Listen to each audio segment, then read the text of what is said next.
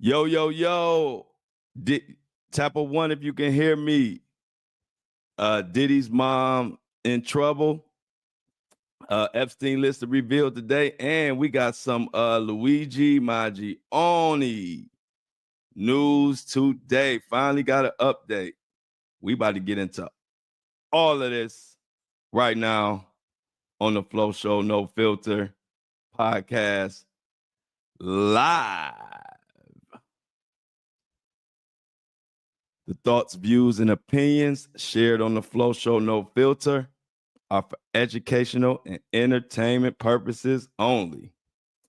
I am not a professional. I am just good.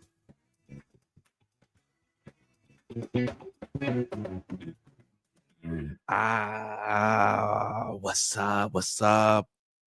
Another thirsty Thursday. Reminding everybody to drink their water here on this Thursday. You know, we do this every Thursday. We remind everybody, drink your water. Welcome to another Flow Show No Filter.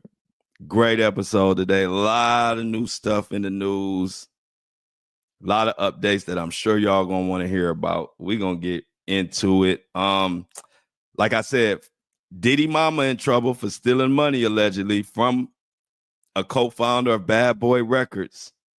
So the Mohawk mama got some questions she got to answer. Also, they saying the Epstein list is supposed to be revealed today. We're going to get into that.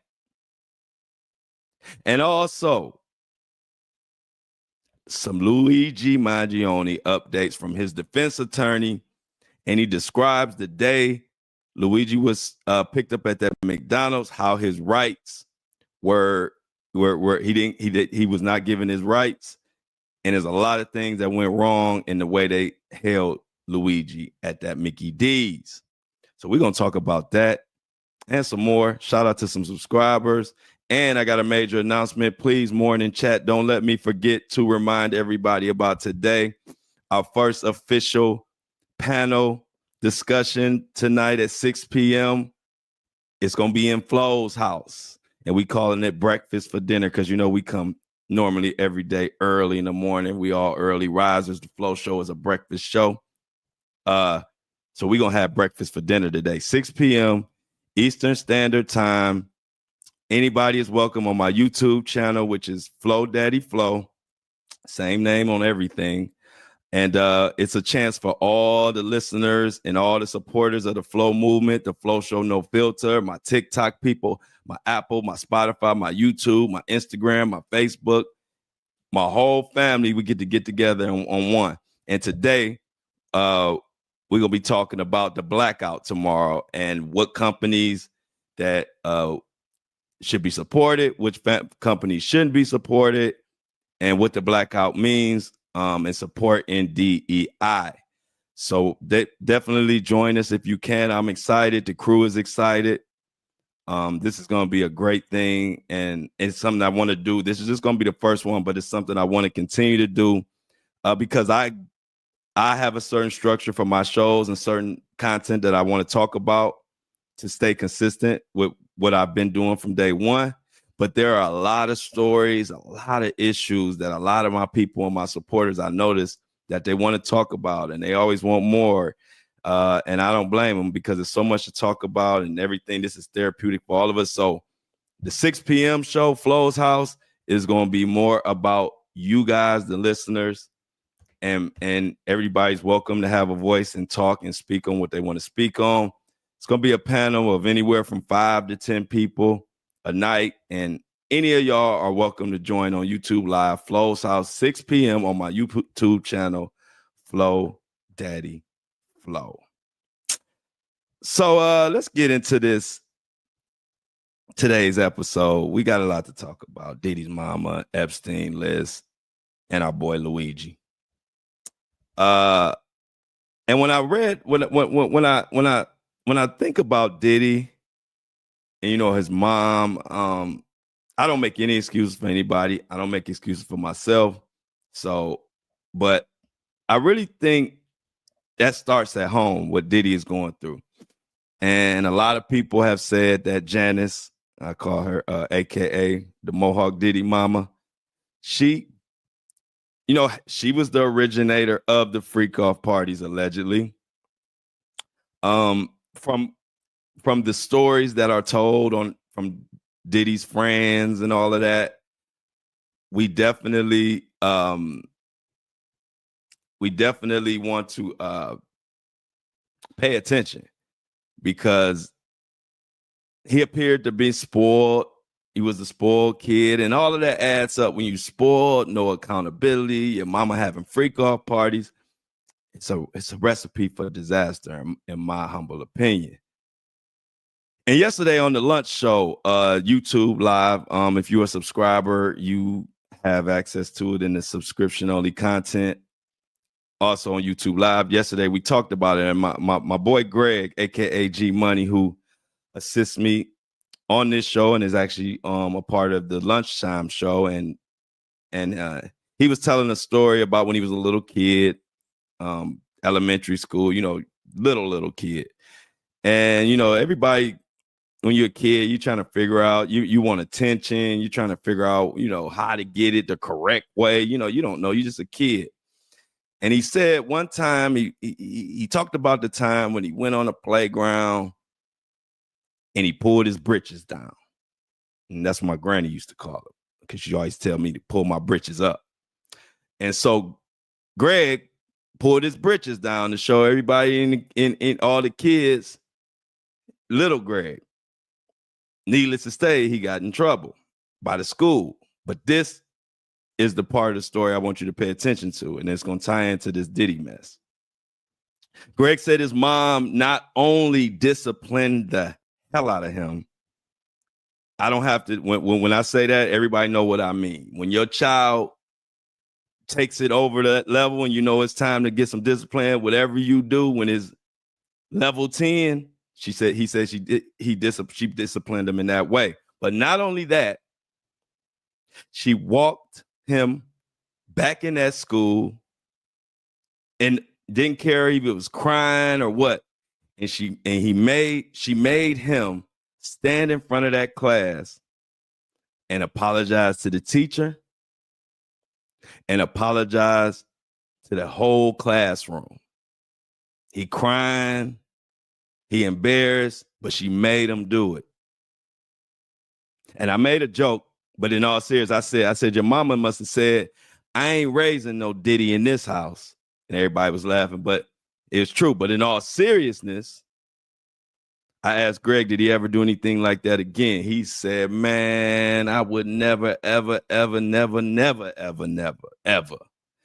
And in contrast, I don't believe Diddy mama, aka Mohawk Diddy, I don't believe she did those type of things. And those are the type of things that can make or break a kid. You got to get in there and handle it, and you got to hold them accountable. And it ain't just about at home. He did it in front of everybody. She took it up there and she made him apologize. And that's how you drive home discipline, how you discipline your kid and drive on the point that you're not going to be out here just running around doing wild stuff.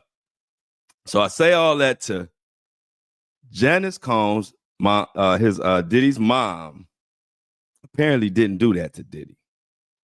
And the more and more information that comes out, it appears that she is I don't want to say ringleader, but a lot of this is learned from her, if we are to believe these recent lawsuits. And so we're going to get into it. It's two articles on it. I like Daily Mail's article, so we're going to do them. But Rolling Stone also covered this, if you have Rolling Stone. So Daily Mail, exclusive.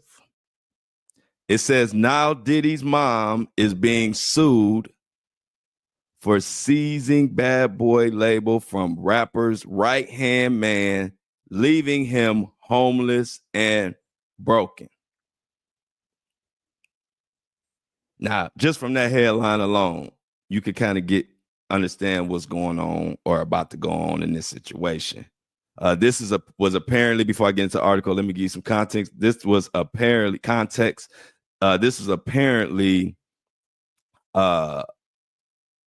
Diddy's right-hand man who put up money in the beginning, and they used scare tactics and intimidation to get him the heck up out of the way. And Diddy's mama was allegedly pulling the strings. See, my mama wouldn't do that.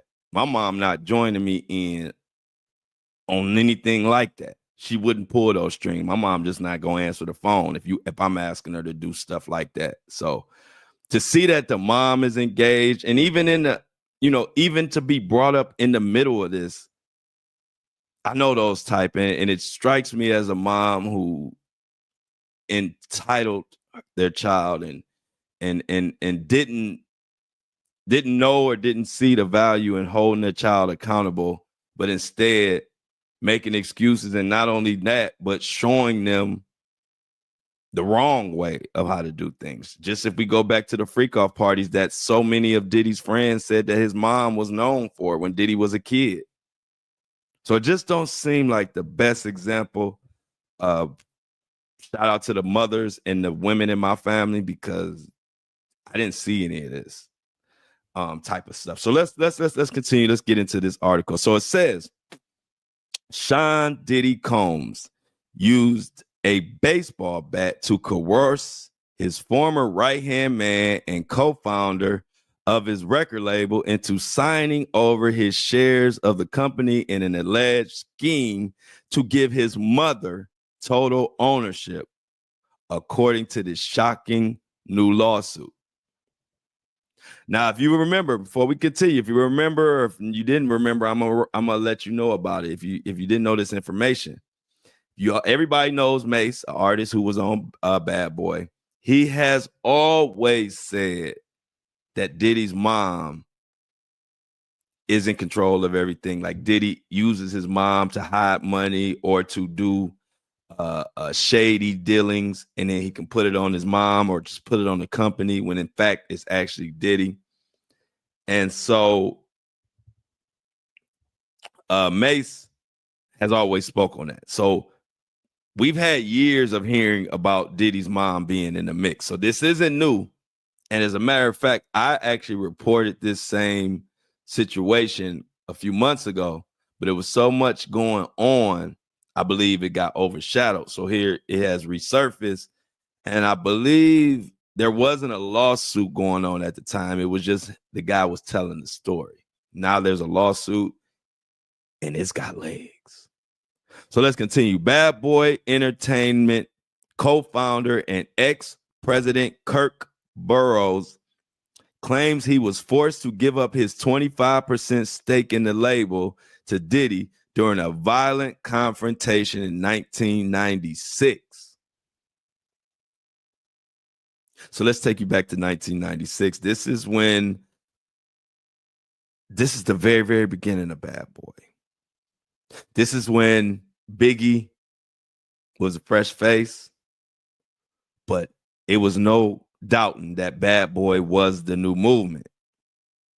So apparently Kirk Burroughs was around at this time, the very beginning.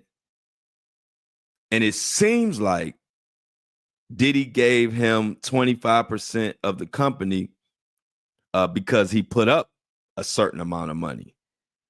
And that's just me guessing from the information given in this article. Now let me continue. The music mogul allegedly transferred the shares to his mother, Janice, who had co-founded BBE with Burroughs 4 years earlier. So he's saying he was tricked out of his shares. And once he was tricked out of his shares, he gave those shares to Diddy's mom. And it goes on to say, in new legal filings obtained by DailyMail.com, the ousted music executive, who had also served as the company's chief operating officer and general manager, says he's homeless. and says that he has had to endure prolonged periods of living in shelters across New York City due to the immense financial hardship as a result. Burroughs is now suing Smalls, the label's majority stakeholder, and who he alleges engaged in decades-long schemes of intimidation, violence, fraudulent misrepresentation, and financial concealment. Now, according to the lawsuit, the altercation took place in May of 1996 when Diddy wielded a baseball bat and entered Burroughs' New York City office with BBE attorney Kenneth Meiselas. So, Diddy's intimidating, basically stealing his portion of the business from him. Ran up in his office. It says here, Bad Boys Records co-founder and ex-president Kirk Burroughs claims Sean Diddy Combs used physical violence to get him to give up his stake. Is this not a pattern? Stop me if you heard this story before. Diddy intimidating someone to get what he wants. And like I said, I don't care who mad about it, but there's a pattern.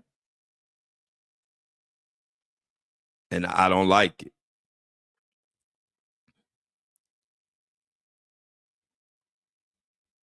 I'm looking at the court document right now. And it says here, complaint, plaintiff, Kirk Burroughs of Blackburn LLC has a complaint against defendants Janice Smalls, aka Janice Combs. John Doe alleges this information below.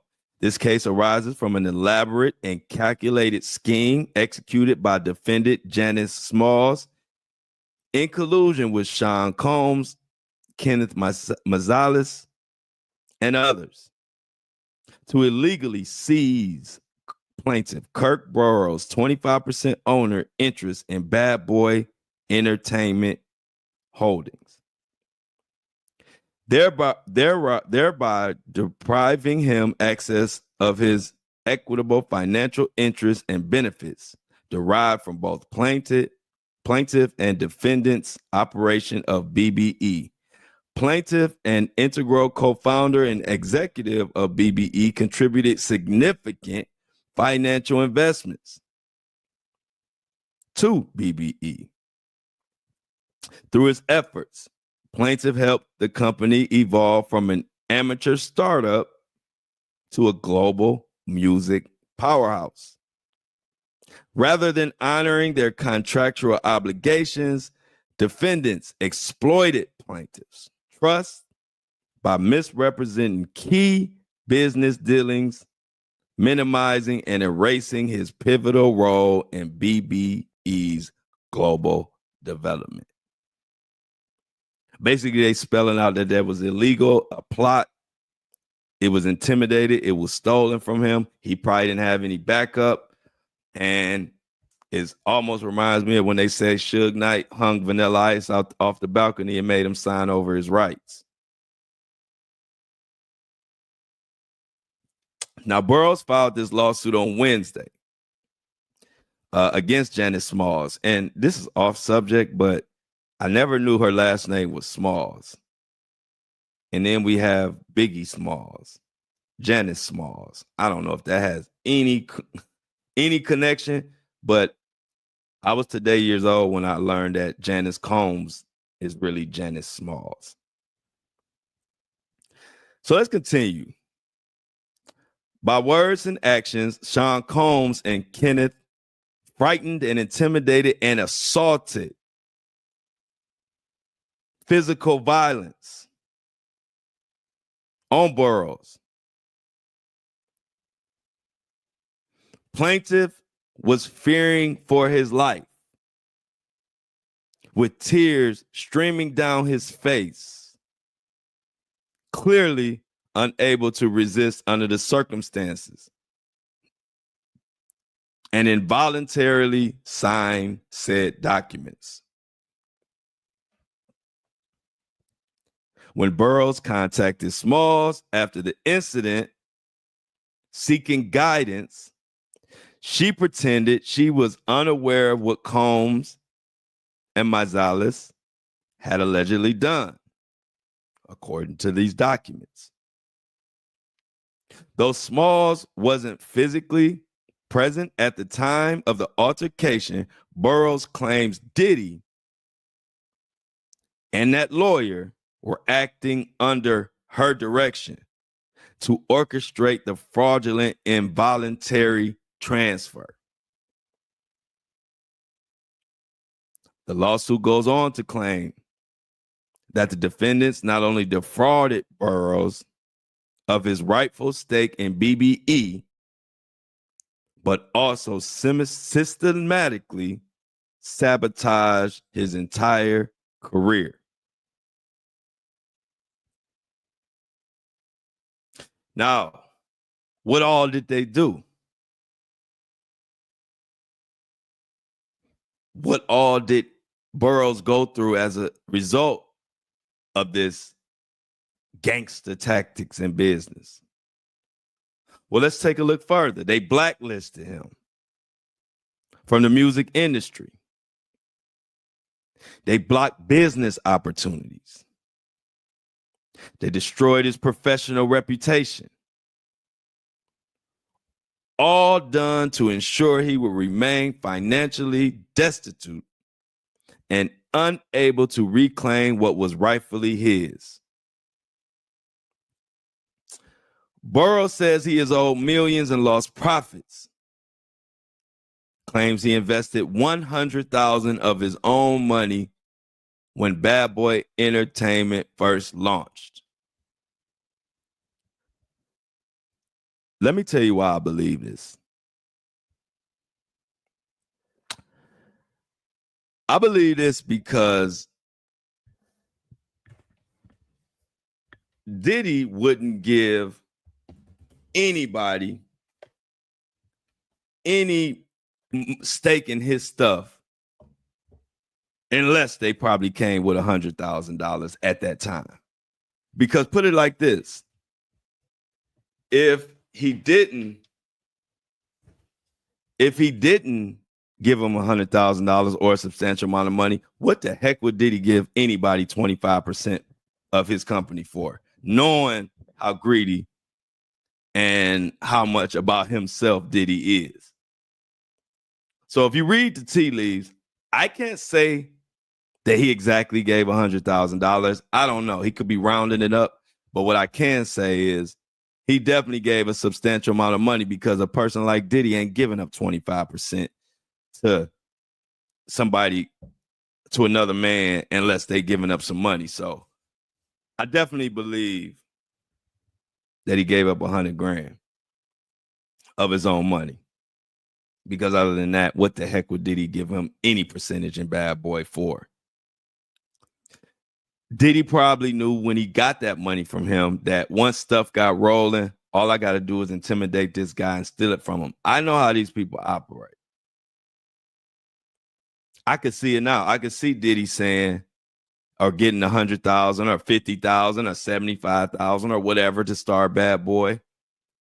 And knowing that he probably said, this guy ain't got no backup. This guy ain't got nobody behind him. So once I'm done with him, I just intimidate him, take his shares, share it over to my mom, get him out the way. Now I'm off and gone. And that's exactly what he did. Allegedly. This explosive lawsuit adds to the mounting lawsuits, to the 22 that's already in New York that Diddy is trying to get dropped, saying that Tony Busby didn't file correctly. It's a technicality. But as of right now, all lawsuits still stand. The only lawsuit dropped recently was the one with Jay-Z and Diddy. We all know about that one. It says that Burroughs developed a close personal and business relationship with Combs' family after the two met in the early 1990s. They even have an old article that's titled Burroughs tapped as Bad Boy Prez to expand label staff. What does that show? That shows he was knee deep in the Bad Boy situation from the start. I'm not gonna read that whole article, but one little excerpt. The promotion of Bad Boy Entertainment, GM Kirk Burroughs, the president, sets the stage for the New York label to expand its staff. Kirk is the one responsible for Bad Boy's success and makes it the professional young black-run company that it has become, says Bad Boy founder and CEO Puffy Combs. He goes on to say his promotion broadens the scope of this power at the label, giving him a greater role in day-to-day responsibilities. Come on, y'all. Now, this is an old article that they bringing up. This is from back when everything was good. This is in the mid-90s. Now, this is coming out of Diddy's own mouth. I'm going to read this part again. Kirk is the one responsible for Bad Boy's success. This is out the horse's mouth. So if he was responsible for Bad Boy's success, and this is the very beginning, how is he homeless? How did he lose his shares? How did you get his shares? See, we all know Diddy is the king of double talking. He will say whatever needs to be said for him to gain whatever he's looking to gain. Makes me think about when the Cassie video came out. Before that Cassie video came out, Diddy and his lawyer said the entire lawsuit was a shakedown. Said everything was false. Said none of it was true. Said the entire lawsuit that Cassie filed was a load of crap. And then what happened? The video came out.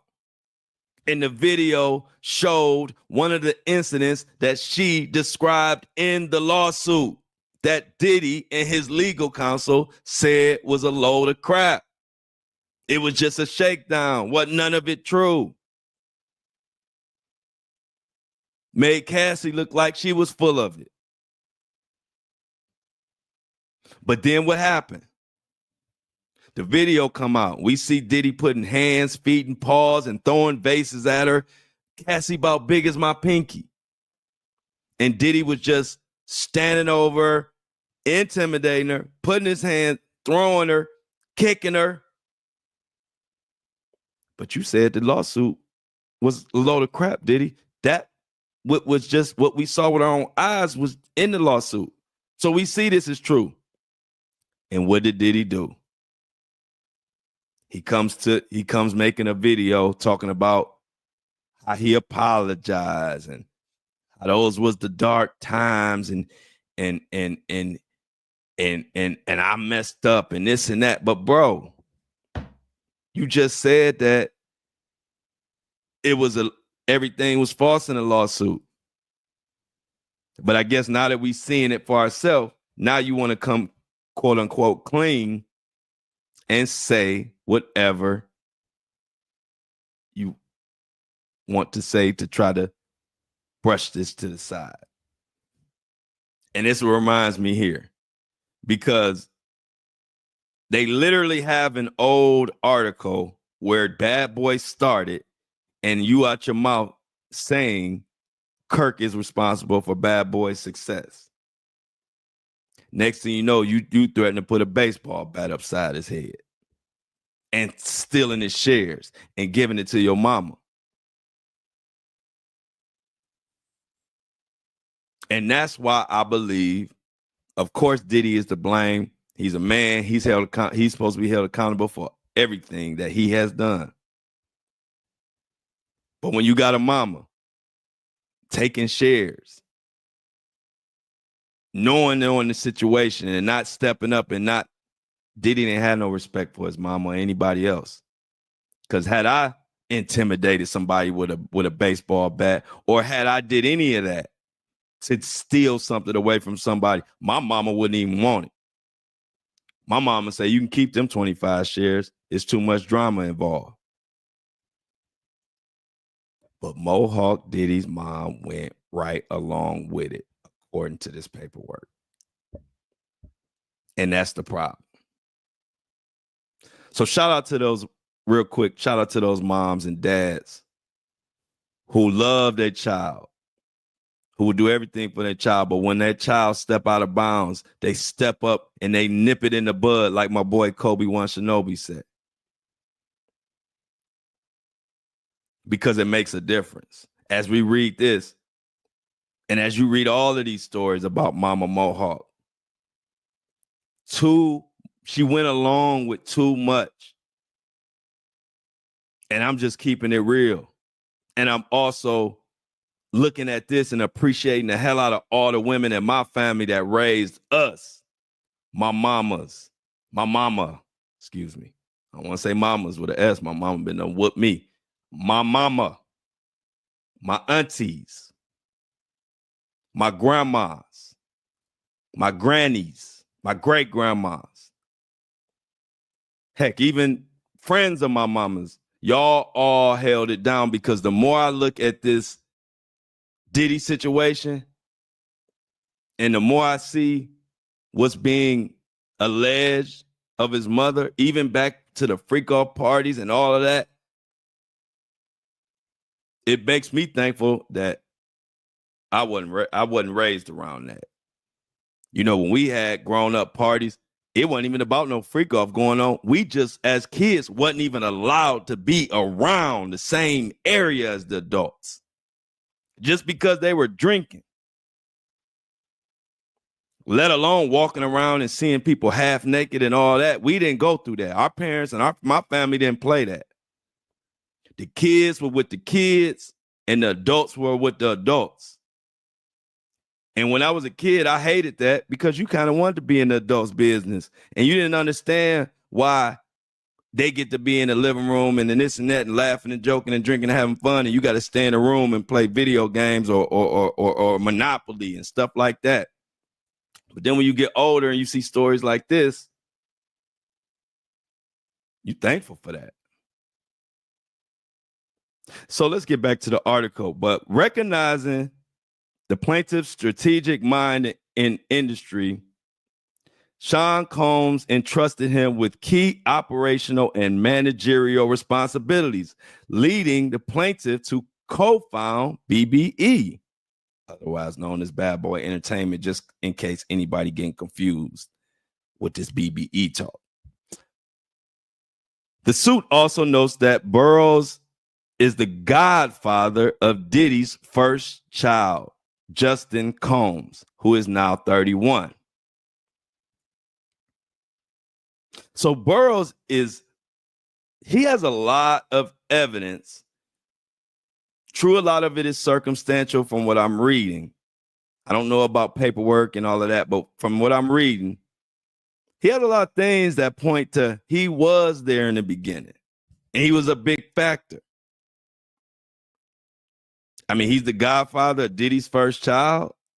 We have an old article that was out in the 90s saying that Diddy, out of his own mouth, saying that Mr. Burroughs is the reason for Bad Boy's success.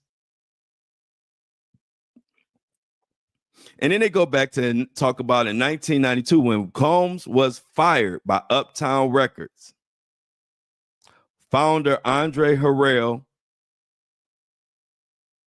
Burrow claims to have helped him rise out of a deep depression during which he was allegedly plagued by suicidal thoughts. Now, let me give you some context.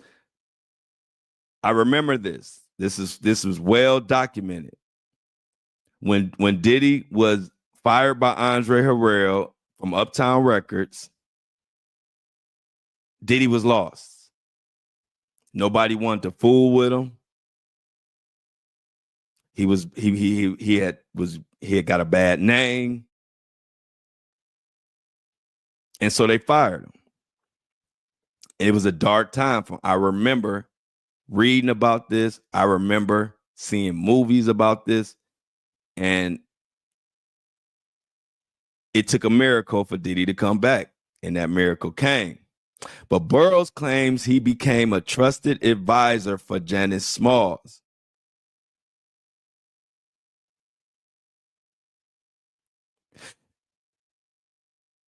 He was Janice Smalls, managing her personal and professional affairs, and claims she confided in him about her son and sought out his protection when Combs allegedly abused her.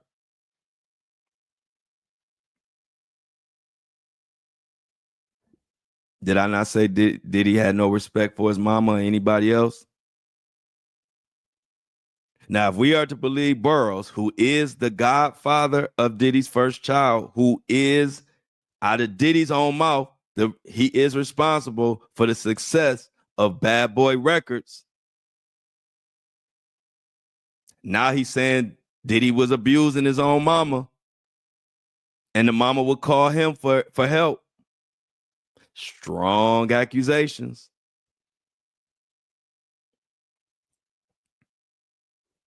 He says he allegedly witnessed Combs' volatile and abusive behavior, including an incident where he physically assaulted his own mother. He claims he observed Combs aggressively overpowering his mom and calling her derogatory slurs. Burroughs went on to tell Daily Mail that following the alleged assault, she then, in my eyes, was a mother doing her best, and she wanted to calm him down. But see, the monster had already been made. The Diddy monster was already the Diddy monster. He added, I was caught off guard by the mother title and the sweet mother persona that she gave, and the strength of her trying to help a son who's in a very difficult situation. And at the time, I was 1,000% into helping Sean and making sure that he would get over this. But I have a different view. I have a different view now. Quoting Mr. Burrow.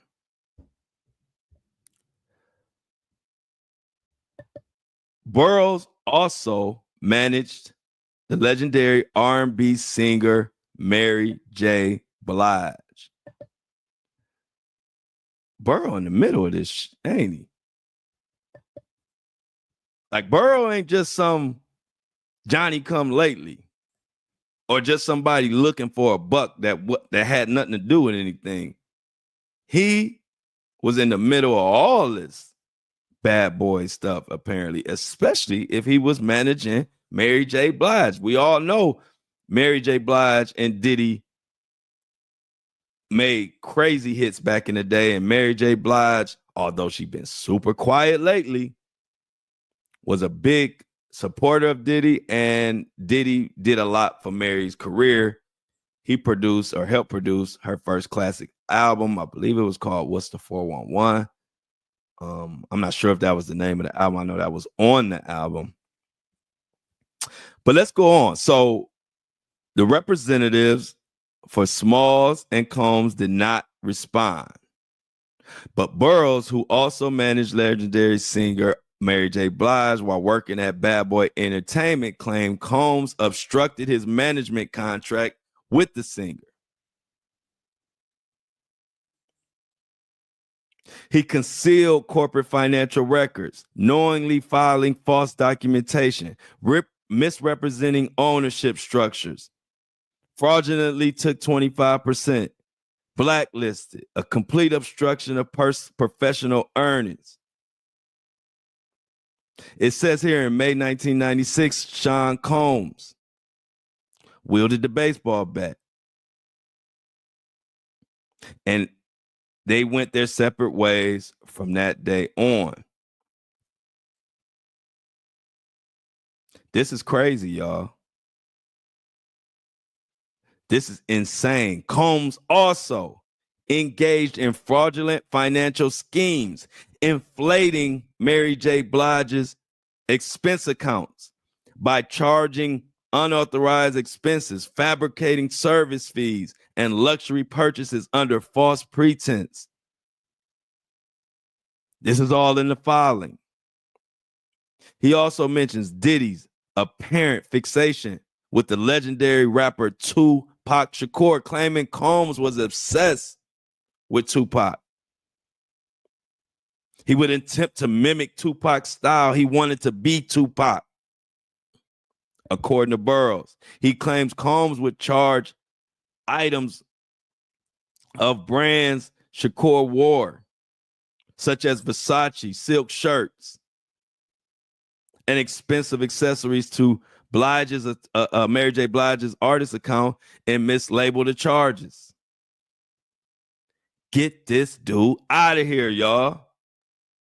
And all this makes sense.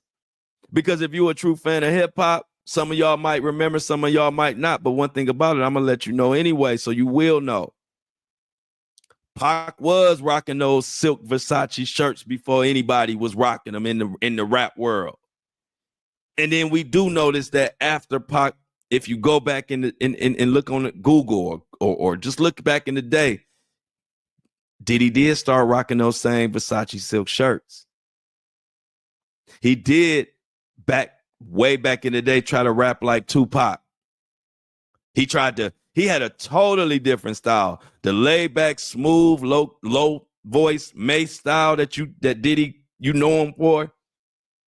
Back when Burroughs is talking about, he did have an aggressive Tupac delivery. It sounded like crap, but he was trying. And if you don't believe me, go back and listen to Super Cat song with Biggie and Puff on there. You're going to hear Puff screaming and rapping like he trying to be like Tupac. It don't even sound right. I love Biggie part. I love Super Cat. I love that song. Y'all know the one, Dale, Dale, Dale, my baby. Super Cat. But Puffy, if you hear him on there, you wouldn't even recognize how he sound. He was trying to sound like Tupac. Trying to add some bass in his voice. Sound like his whole throat was about to come out. Go listen to that song. You ain't never heard Diddy sound like this before. So go back. I'm going to give y'all some homework real quick. Go listen to that Super Cat song with Puff Daddy and Biggie Smalls. And you're going to crack up when you hear how Puff was sounding on there. And looking. Go to the video. Now, in addition to the designer clothing, Burrow claims Combs would fraudulently charge the cost of the private jets, gifts, and luxury vacations to other artists' accounts at the label. So Burroughs is saying Diddy was stealing all the artists' money and booking travel and jets and this and that on their budget. This is a big reason why a lot of these artists from back then don't have a dime today. Because Diddy and execs like Diddy were charging their accounts millions and hundreds and thousands of dollars without them knowing. Give you an example. If you're an artist, you might have a $500,000 budget. Most artists, you're not paying attention to every $500,000 budget. You just getting your money and making your music. And it may say $100,000 went into travel. When in fact, you might have only spent $25,000 in travel, but you don't know. You just traveling. And when you're traveling and going from city to city and hotel to hotel, you don't really know the difference between 25,000 and 100,000 because there's so much going on. But over time, over different albums, those 100,000s, those 50,000s, those 75,000s that get pulled from you that you don't know about, then you get to the end and you say, wow, why am I broke? Why have I sold all these albums, but I still owe the record label? Because clowns like Diddy just steal your budget. You don't even know it. I'm sure Mary J. Blige didn't know any of this was going on, because how can you? Now, after taking over Blige's management, Burroughs claimed he helped the singer stave off bankruptcy and climb out of financial ruin. Mary J. Blige was and damn near still is the biggest R&B soul singer, whatever, that we had in this generation. And you got some favorites, but she definitely on the Mount Rushmore. Why is she, back then when she was the biggest, hottest thing ever, why is she needing to be saved from bankruptcy and climb out of financial ruin? I'm gonna let y'all answer that question. One of Blige's biggest hits, Family Affair, was a track Burroughs negotiated and procured from West Coast hip-hop mogul Dr. Dre. We all know Dre. Burroughs says that when he first started out at the company, he worked for free, but his salary rose from $30,000 in 93 to $60,000 in 94 to $125,000 in 97. He goes on to say he was also contracted to receive 15% of the overall profits while at the label. He didn't get that. He claims he declined job offers from other record labels based on promises of financial compensation from Combs and Smalls, and he alleges none of those promises were kept. At Diana Ross's birthday celebration, 2019, he says Combs and Mama Mohawk, Janice Smalls, Combs, told him they plan to make things right. And we talking about financially. He said they never did. He says in a suit that despite being a driving force behind Bad Boy Entertainment, he was frequently undermined and manipulated by Diddy and his mother, who continued to rip the financial benefits of plaintiffs' hard-earned contributions while plaintiff languished in destitution. Dang, Diddy. Diddy a monster, bro. I'm going to just keep it all the way 100. The former music executive says he has proof of his allegations in the form of more than 1,000 pages of daily journals from his time working with Combs. He says Combs' mother has repeatedly denied having knowledge of his stolen shares and unpaid earnings, and even reached out to him in 2021 asking for his help for a documentary about the history of Bad Boy.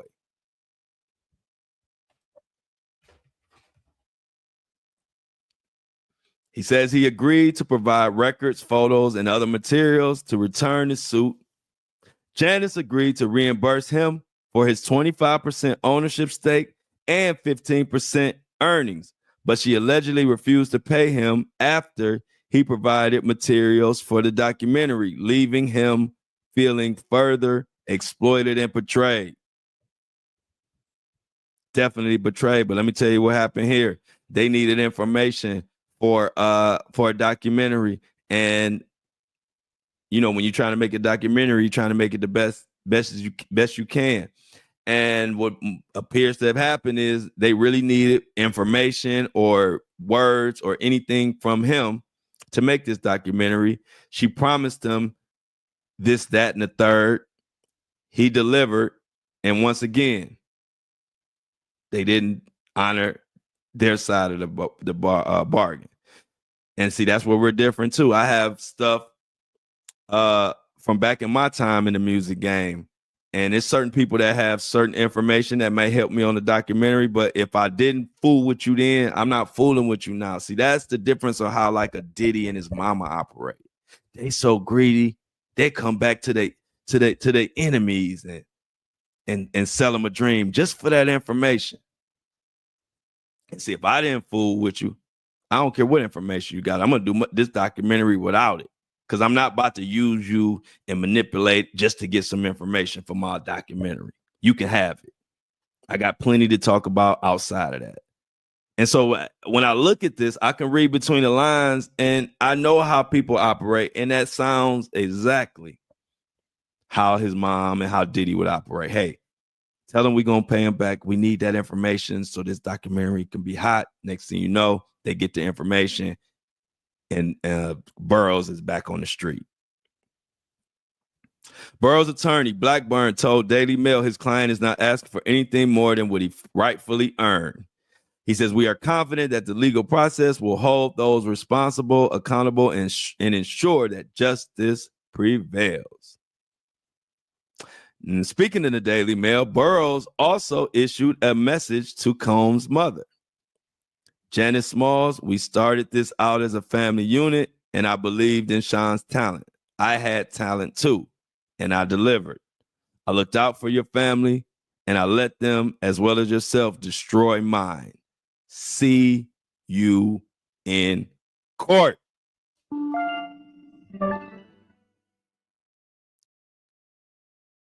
Burroughs ready for the smoke, y'all. And if he is owed money, go after it, bro. Because I wouldn't even sign nothing over back then with no baseball bat. You just had to hit me and just hope I don't get that bat away from you. You better swing right. But that's me. But as far as Burrow, if you owe money, and from these articles, even the old articles where Puffy said himself that you deserve some money, please go after yours. So we'll keep up with that, y'all. I'm very interested to see the outcome of that, because if he has the receipts he says he has, and he wins that could open a can of worms where Diddy has already got enough cans of worms open.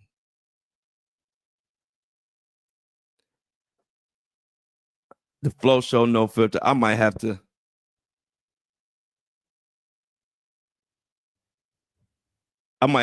extend it a little bit today because time is flying. And I ain't even got to Luigi Mangione.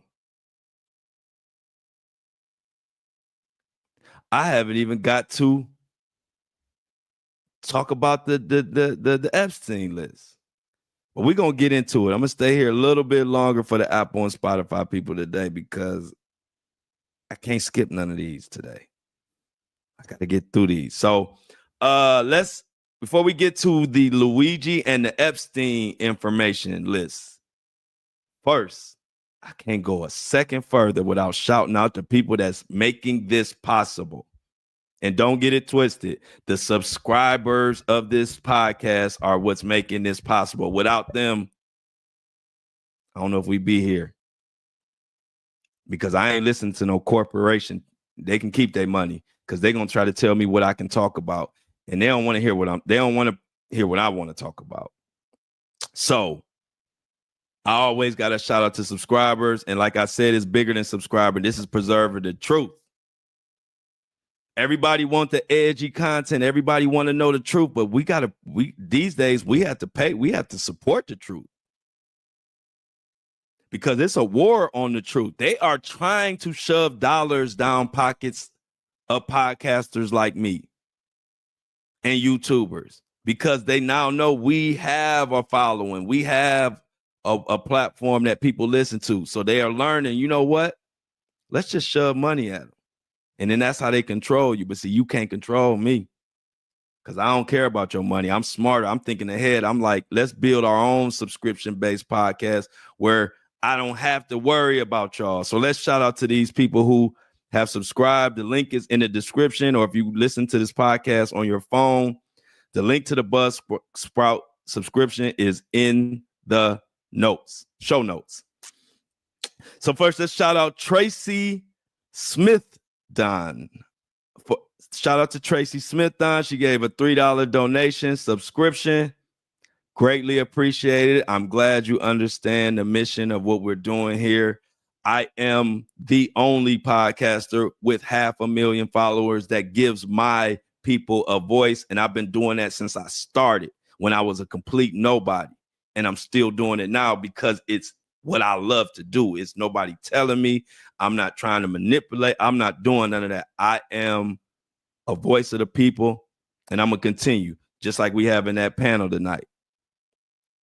You ain't going to see no other podcasters or YouTubers donate or give their platform to their closest listeners like I do. So shout out to you, Tracy Smithen. Also, Samantha Noel. Thank you for the $3 donation. It means the world. It is a great appreciation from me and my crew. If you come check us out live at 7:30 a.m., you can come to the YouTube channel and get in the chat with the Breakfast Crew. It's a great group of people. Like I always say, I'm blessed to have the best supporters. My supporters and fans are so great. Other people are jealous of mine. But see, the difference is I've been me from the start. So I don't have to do nothing besides be me now. I've never changed up. They banned my TikTok over almost 400,000 followers. I told TikTok to kick rocks. I'm that real. And so finally, let me give the subscriber of the day. I even like her name. And the subscriber of the day is Katie from the UK. Shout out to Katie from the UK. Everybody say what's up and thank UK Katie in the chat, you guys. She did a $4 donation. It only asked for $3. And anytime anybody in this economy will not only donate and subscribe to a podcast like this, but not only did she do that, she didn't give the minimum of $3. She even gave an extra $1 and gave me $4. I appreciate that, Katie from the UK. And I look forward to giving you the exclusive content. And to everybody out there, my day ones, subscribe now. You know me, I'm straightforward. I ain't a salesman. I'll just tell my supporters exactly what's going on, and we rock. And so I've been straight up. The trial comes May 5th. I've worked hard to get these connections to have all access in the Diddy trial, access inside the courtroom, all of that. So once that comes, them subscriptions going up. But everybody, all my day ones, all the people subscribing now, all the people who've been rocking with me since last October when we started. Even if you have to just get the $3 subscription, that will lock you into all the exclusive Diddy content when the trial starts. But right before that trial starts, I'm telling y'all now, because I like to be honest with my supporters, so y'all know my day ones mean the world to me. Get it now, because them Johnny come latelys and the people that's just gonna jump aboard this podcast because I got the newest and latest and most exclusive Diddy trial info, their subscription is gonna be a little bit more pricey than y'all. So shout out to y'all for subscribing and keeping the truth rolling. Again, Tracy, Katie, Samantha, love y'all. Clap it up. Clap it up. Clap it up. Because y'all get it, and I appreciate it. And I always don't forget, it ain't about the money over here. We shout out the people who ain't donating. As long as you listening and supporting, you are just as important. And don't ever think less. We all make up this situation. The subscribers, the people who aren't able to subscribe, everybody who listens plays a part. So I appreciate each and every last one of y'all. But I'm thinking, should I go to the Epstein list or do we want to talk about Luigi? I might save Luigi. How much time? Man, I'm running out of time. All right, so Luigi, y'all, I'm telling you, I might have to make this podcast. I might got to get like Tucker Carlson and them and make a 2-hour podcast. I don't know. Y'all let me know if y'all think this podcast, Apple and Spotify, need to be 2 hours, because I swear this hour goes by so fast. But let's get to the Epstein thing before I get out of here. And maybe y'all might have to tune in to my YouTube later to get to Luigi. I don't know. Let's see. But here's what we got going on. The U.S. Attorney General Pam Bondi says the Jeffrey Epstein files will be released tomorrow. This was yesterday, so that means today. A lot of the flight logs, names, and information. Check this out. People are wondering, because you said last week that you have the Epstein files on your them, and what's taking so long to release them? Oh man, hold up, y'all. Technical difficulties. My finger's too fat. And what's taking so long to release them? I do, Jesse. There are well over this. This will make you sick. 200 what? So we have well over 250 actually. So we have to make sure that their identity is protected and their personal information. But other than that, I think tomorrow, the personal information of victims. Other than that, I think tomorrow, Jesse, breaking news right now, you're going to see some Epstein information being released by my office. What kind? Are we going to see who was on the flights? Are we going to see any evidence from what he recorded? Because he had all of his homes wired with recording devices. Yeah, what you're going to see, hopefully tomorrow, is a lot of flight logs, a lot of names, a lot of information. But it's pretty sick what that man did. Okay, well, along with his co-defendant. Absolutely, and he had help. And she said that there was 250 victims that they have named, or I don't know if of course they're not going to name the victims. They're going to keep those quiet, but it says 250 of them, and information is supposed to come out today. Luigi Maggioni, we're going to go over that. I guess I'm going to have to do the Luigi in the morning, tomorrow, but let me give you a quick skinny on Luigi and what's going on.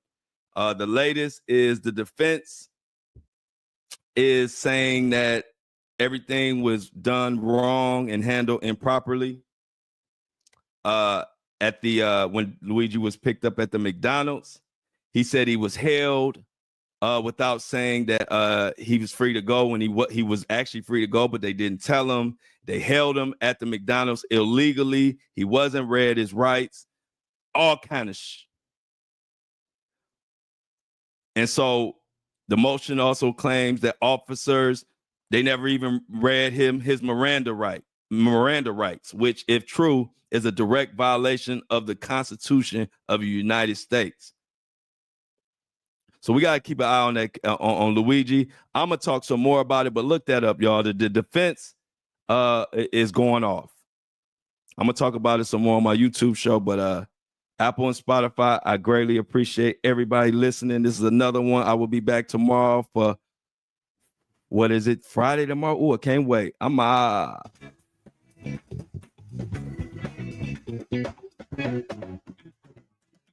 As always, I love y'all. I'm out, and tune in tonight, 6 p.m. Eastern on my YouTube channel, Flow Daddy Flow. It also will be on Facebook.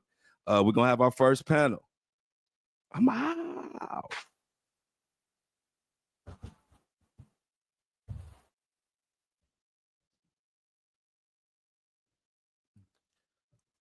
Woo! What's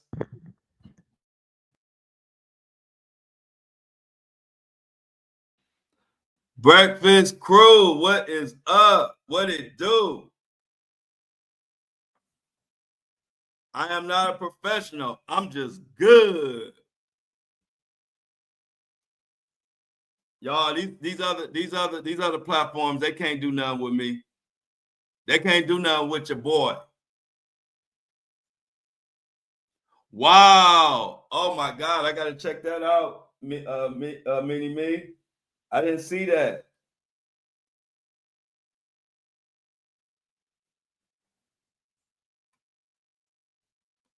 I didn't see that. Mini Me, where did you send me the article?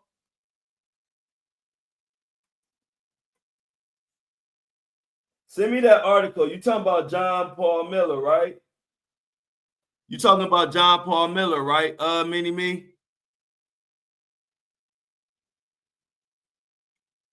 That is crazy.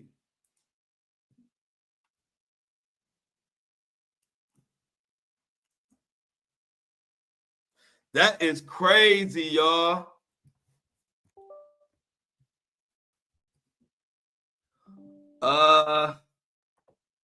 Yeah, send it to me. You know, I got John Paul. And actually, what up, G Money? I see G Money in the building. Y'all know what we about to do now. We got to get our Apple and Spotify family together. Give me 1 second. And I might have to get I seen that too. We definitely gonna talk about the little baby situation at lunch. Give me 1 second, guys. Y'all know the routine. I'm gonna give y'all a little music for a second, and I gotta get Spotify loaded. We're gonna get back into some mess. Matter of fact, I'm gonna go over the Luigi article with y'all and talk about Luigi for a second. So give me 1 second.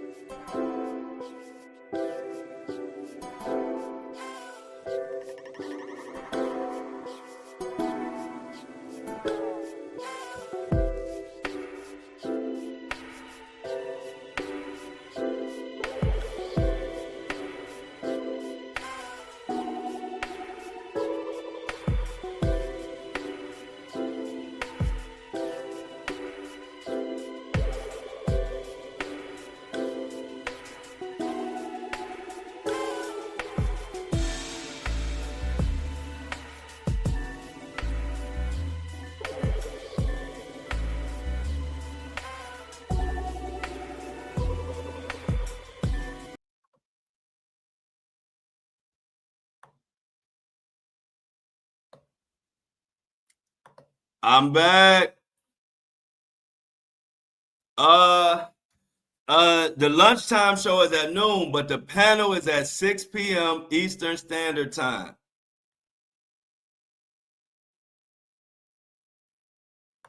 Y'all, the panel will be today at 6 p.m.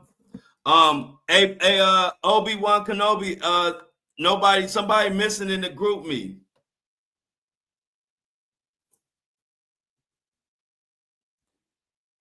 Hey, somebody, I got you, Sybil. You know, one thing about me, I make sure I don't burn myself out. I definitely watch on that, and I appreciate y'all watching that as well. But yeah, I definitely, I make sure I take my weekends off, and I keep it to a minimum. But I mean, if I extended the podcast to 2 hours, I'll do 2 hours anyway. So I wouldn't really be adding nothing. I'll just keep the podcast going for 2 hours instead of cutting it off at an hour, because I stay on for another hour anyway. But anyway, hey y'all, so some of y'all are not in the group me. I was waiting for everybody to get in the group me link that Shanna sent out. So on the group me, which is going to group us all together for the panel, I only have who's in the group me. And the group thing is how we gonna talk and communicate and put everything together. I don't know. Hey, Shauna. Oh, you got it, Kobe. Okay, so who else? Who is all not in the group me that's supposed to be? Because what I want to do is after the lunch show, I'll have Greg. We'll walk everybody through what's going on for the panel tonight. But I want to see who's all in the group meeting.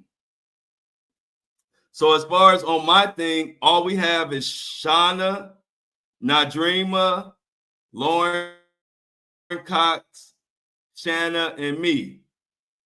So those are the only people so far that are lined up for the panel. You have to get in the group me thing that Shanna put together. So I don't know. Somebody need to reach out to Shanna, or maybe lunchtime we could do it then. Maybe lunchtime everybody could do it. But the communication as far as what's going on is going to be all in GroupMe. So you have to get your GroupMe so we can all communicate. Yeah, you need to get in the GroupMe. So Ayana, hey, I'll let Shauna, because Shauna's around. Hey, Shauna, can you help? Because Shauna kind of communicates directly to Shanna. So Shauna, if you can help, and Mini-Me, if y'all can help Ayana and anybody else that wants to get in the group, please, Shauna, connect them with Shanna, and let's get everybody in GroupMe. This specific episode is going to deal with the blackout and what companies that we aren't supporting, companies we are supporting. But this group will continue when y'all are available in the evening, 6 p.m. We're gonna have breakfast for dinner. So this is just gonna be the first one, but it's something that I want to continue to do. So definitely, please get in the GroupMe. Shauna, if you can help. Shauna, this is Shauna right here. If you can hit up Shauna can get the link from Shanna or send a link to whoever needs the link so they can get in the GroupMe. Thank you, y'all. I need y'all to handle that for me. And so get everybody together, Mini-Me, Shauna, and Kobe Wanshinobi. All right, so Kobe Wanshinobi is just entered into the flow group. Now we missing like 4 or 5 people. So far, we got, hold on, man. Let me get out of that.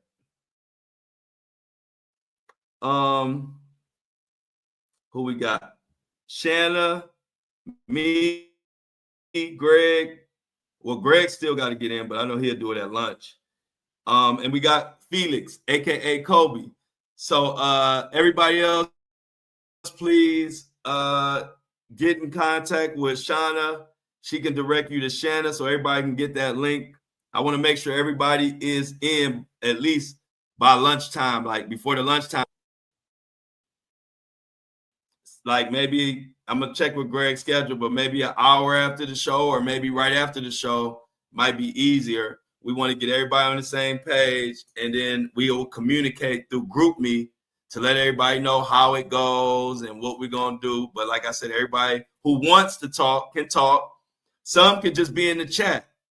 So I know Amy, I don't know, is Amy in here today? I know Amy was saying she's going to be the biggest cheerleader. And I was like, that's important because we need people in the chat as well.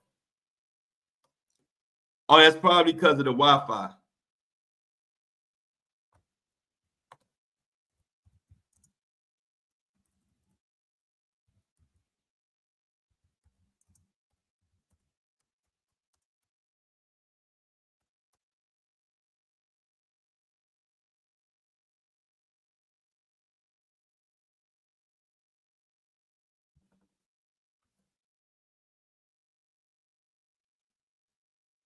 Is it still acting up? Okay, yeah, Amy. So Amy, we definitely need people in the chat. Yeah, exactly. We definitely need people in the chat. So if you want to make sure you're in the chat, then you can be in the group. You're gonna be one of the chat people. That everybody plays an important role. We need people in the chat, and we need people actually talking. We're gonna have all cameras off, so it's just gonna be audio, kind of like how Greg do it. Because I don't want nobody worried about if they're in the car driving or if they hair together or all of that. We're just gonna keep it straight audio. So we're gonna have those that want to talk, and those that just want to be in the chat. We welcome you in the chat. We need people on both sides. Everybody can't be in the panel anyway. We need to make sure we got some people in the chat, making sure people liking and sharing and answering questions or whatever. So we're gonna get it together. But because if the Wi-Fi is not acting up, I want to go into this Luigi case real quick. But if it's still acting up, I'm gonna wait for the Wi-Fi to catch up.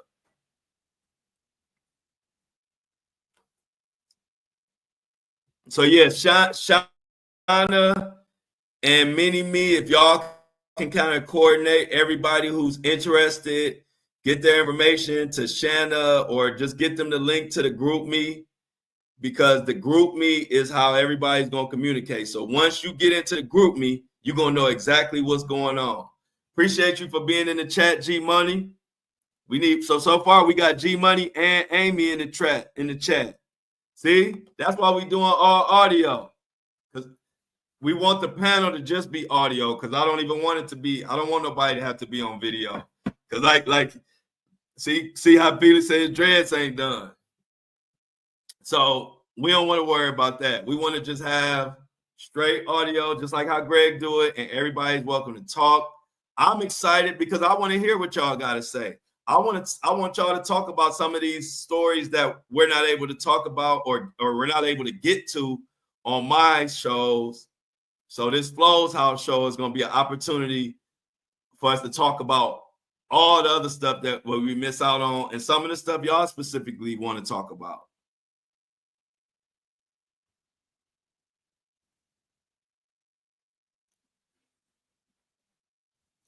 Okay, here, what you saying? There's a story I'm catching. Kendrick Johnson and GA team found rolled up in the mat. It's saying the person who did it is the son of former FBI agent. Is that the story from way back in the day when he was, not way back in the day, but this is an old story, right? I'm familiar with that story. I'll look into it, but I remember that if it's the same one from a while ago, where the guy was found, the man was found rolled up in the mat. Definitely got to look into that. Is the Wi-Fi working? Am I going in and out? Everything good? I think everything good. Everything good. I'm about to get into this Luigi Maggioni. Okay, good. So check this out, y'all. I wasn't able to get to this on the podcast in depth, but I thought this was an interesting article.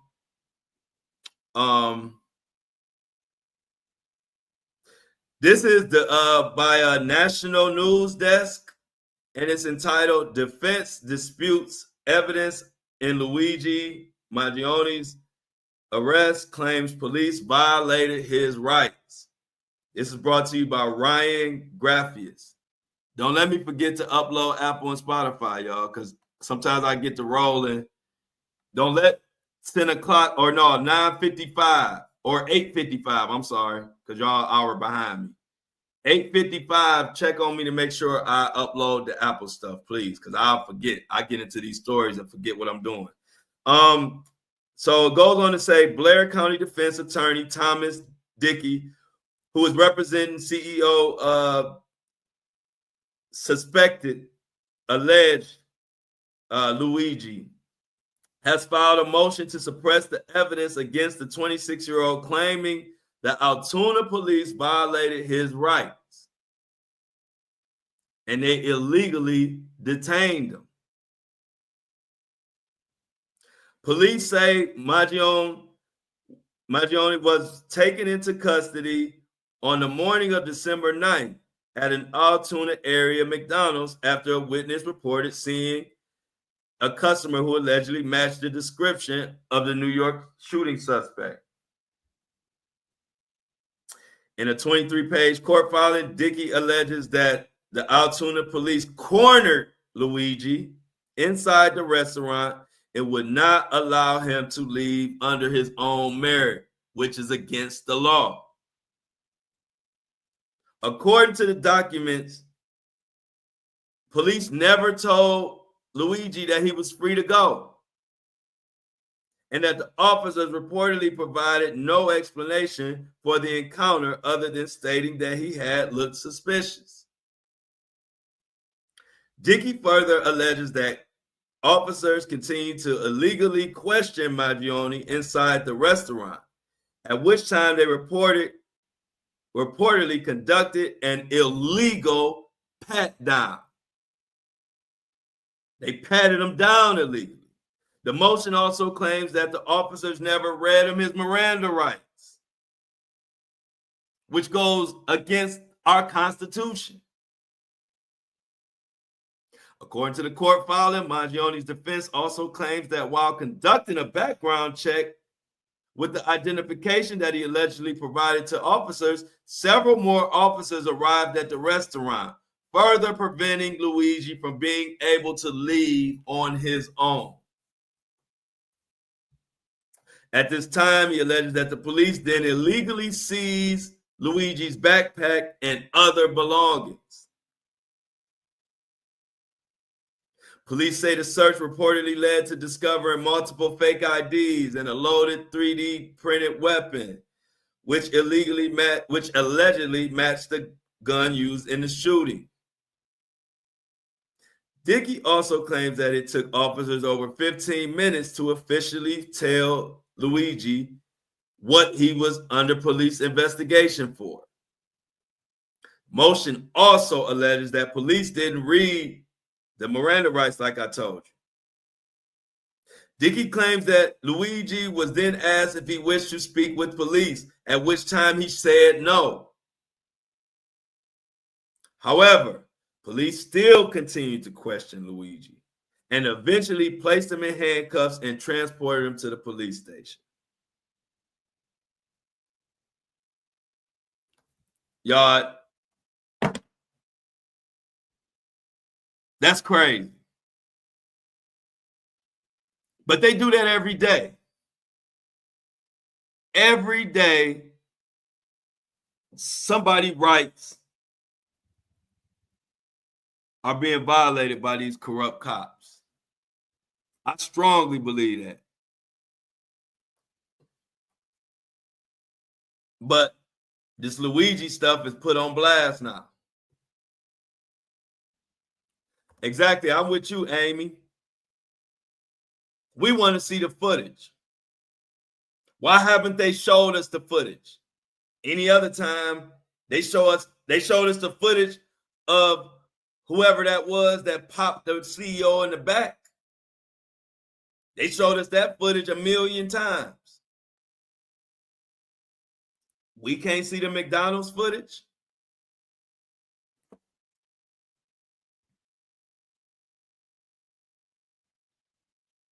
On top of that, I love that you brought that up, Mini-Me, because I hated that when that happened. I said, the girl that called the police on Luigi ain't even get the money. Why didn't she get the money?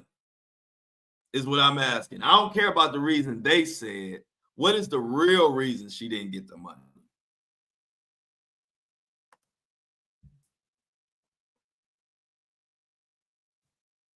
Yep, I was the first one to bring up the left-handed situation. That's part of the reason why they banned me on TikTok.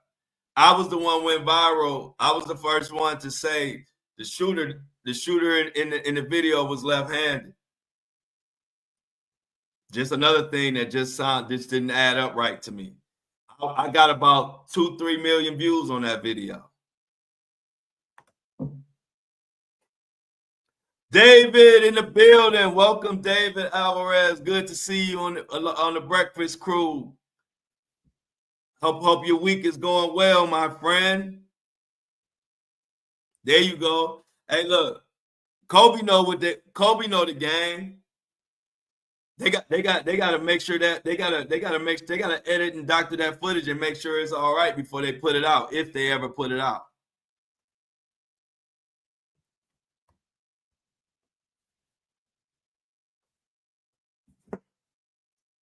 Crazy. But I'm telling you, I don't know if we've ever had two huge cases like this basically running simultaneously that have so many implications going forward. And I'm talking about the Sean Combs Diddy trial and this Luigi trial. These two cases are extremely important because they are both going to set huge precedents. The Diddy case is going to show us, are they really trying to clean up this industry, or is it all smoke and mirrors? The Luigi trial is going to show us how far they're willing to go to protect this raggedy, scamming healthcare situation we got going on. Something else I wasn't able to get to in the podcast was a woman said they were charging her over $5,000 for MRI. But then when she looked up how much it would cost for her to pay out of pocket, it was only $700. And since the insurance was giving her the runaround, she said she wanted to pay for it out of pocket. Y'all, how about the insurance? The hospital said, no, you can't pay out of pocket. We got to wait for your insurance. This story is going viral. I had the clip of the woman saying that. I didn't get to talk about it on this podcast. I might revisit it tomorrow in the podcast. But that is how much they scam. Thank you. Let's see if they're ready. Oh, perfect. I'm about to give y'all the music, and it is ready. So hold on, let me go do it. It's ready.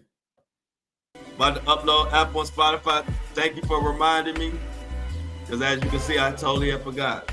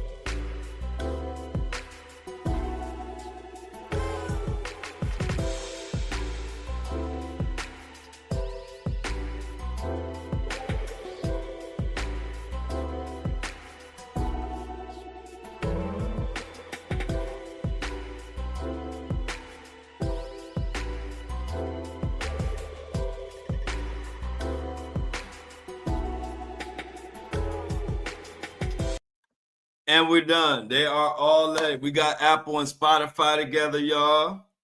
Appreciate the reminder. They are up and loaded. See, look at this. Check this out. And I'll please share all this. And this is why I have the panel. Because 6 p.m., this is the type of stuff I want everybody to tell their story who wants to share their story. But check this out. I had a medication that was over $500 a month with my insurance, but was only $90 without insurance. And again, they will not let you use your insurance if you have it. It's BS for sure. See, it's a game. And see, Luigi has exposed their game, and they're shaking in their boots. And I led the charge because they tried to bury the story, but I brought it back alive with millions and millions of views. And then they banned me, but I don't care because the story is continuing to go on. My whole purpose is keeping the story alive. It's stories like this that went untold. And matter of fact, welcome Melody to the breakfast crew too. I don't know if you've been in here before. I just like when I see a fresh face, like to give you a shout out for joining us. If you've been here before, I'm sorry, I didn't know. But appreciate you, Melody, for coming in and especially for sharing that. Because it's important that a lot of people don't even know that this is going on. Hell, I didn't know that it was this bad. I didn't know they won't even let you pay out of pocket once they know you got insurance. They want that inflated, crazy charge. Can we go back to real pricing for our healthcare, y'all? They just stealing money. Exactly. The hospital is a scam, and hospitals and healthcare is too important to be a scamming industry. Why are we letting healthcare is the most important thing? It's a lot of times the difference between life and death, and we allowing them to just scam us? Exactly. They shouldn't be for profit anyway. Healthcare should be just taken care of.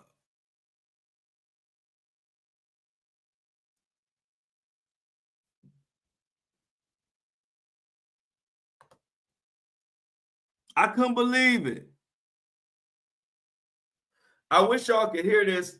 For some reason, when I try to do it on the when I try to play this for y'all, but I want y'all to hear what this lady say. Tell me if y'all can hear this. If you can't hear it, then I won't play it. But I wish y'all could hear this.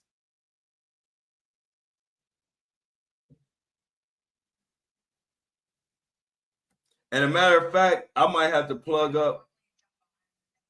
Health insurance is a scam, but today it is absolute scam, and I swear it's fraud. Hey y'all, I'm about to I want y'all to hear this, so I'm about to plug the mic back up. Y'all gotta hear this.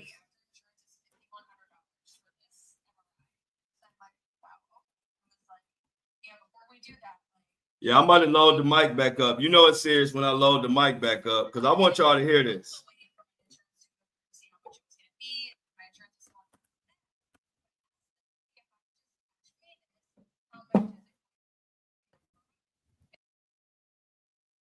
Check this out. I'm about to get this loaded up, y'all, and tell me if y'all can hear me.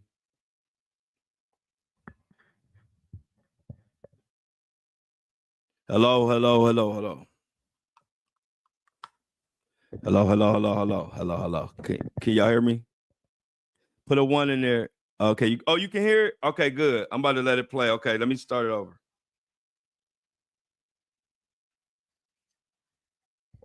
Health insurance is a scam, but today it is absolutely a scam, and I swear it's fraud.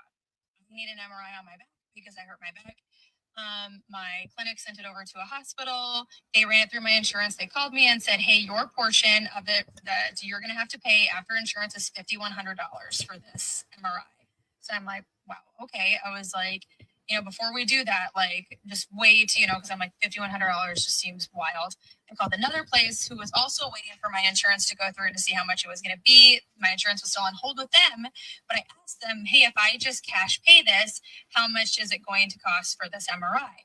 And they're like, well, if you just want to cash pay it, not run anything through insurance, it's $700.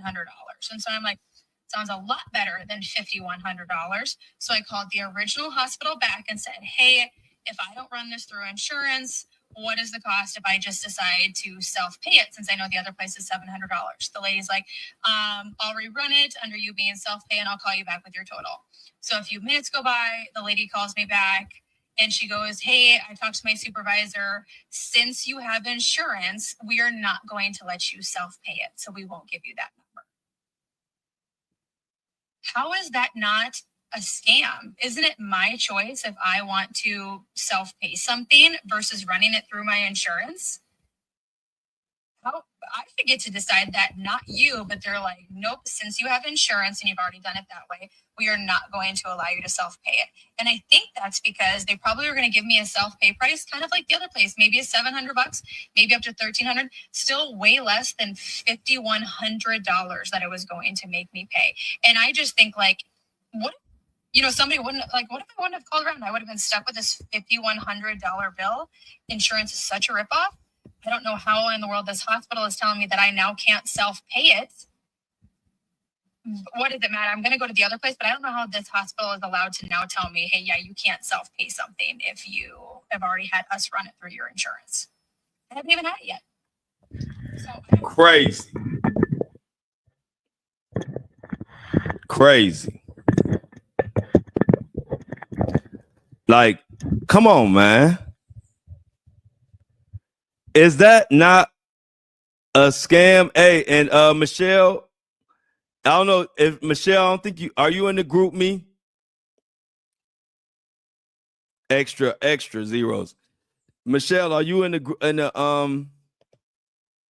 group me? Everybody, Mini Me, Shauna, Lauren, can y'all help? I don't know if Michelle is in the group me. Can y'all get her the link or link her with Shanna or something? I'm gonna look at group me again and see who is in here. Let's see. Okay, so far we have Shanna, Shauna, Nadrima, Lauren, Kobe, Wanshinobi, aka Felix, and and Greg.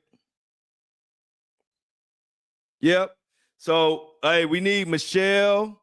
We need G Moni. Let me see who else from this list. Felicia, we need to get her in group me. Like I said, even if you just want to be in the chat for our panel discussions at in the evening for breakfast, for dinner, that's fine. We need people in the chat too. So you don't have to be talking, you don't have to get on, you don't have to talk out loud. You can just be in the chat. But I'm missing Felicia, I'm missing G Money, and I'm missing Michelle. And I think I'm missing Mini Me from the group me. So definitely get the group me together, because that is how we're gonna communicate and let everybody know what the heck we doing. Okay, yeah. Anybody that wants to talk can talk.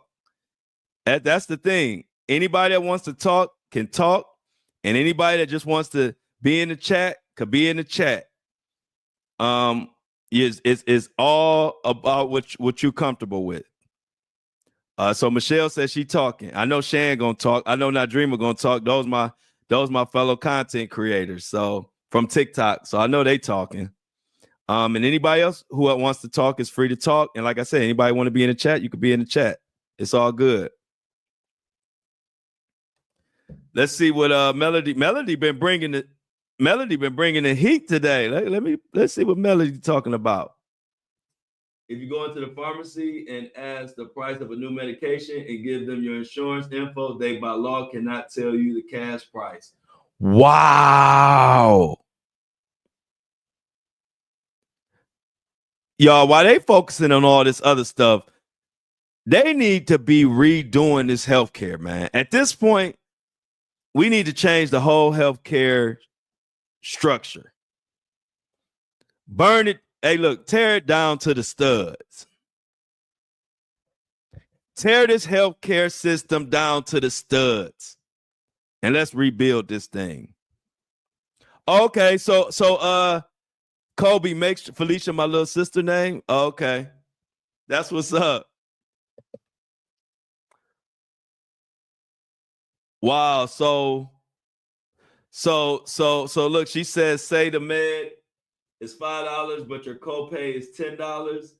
Then they cannot tell you that you're overpaying and there's nothing they can say or do about it. Wow. So you see why you see why TikTok banned me? Because I was going hard on the healthcare and Luigi and the whole situation, but I ain't care. But I didn't say anything wrong. I didn't give any misinformation, none of that. But they don't want us talking about this, but we're gonna talk about it, y'all. And we're gonna talk about all kind of stuff tonight, as far as the DEI tonight. Diversity, equity, inclusion. We talking about it tonight.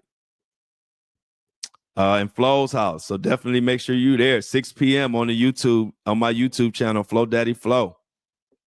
We go at the panel. Y'all said y'all saw it. Michelle says she talking.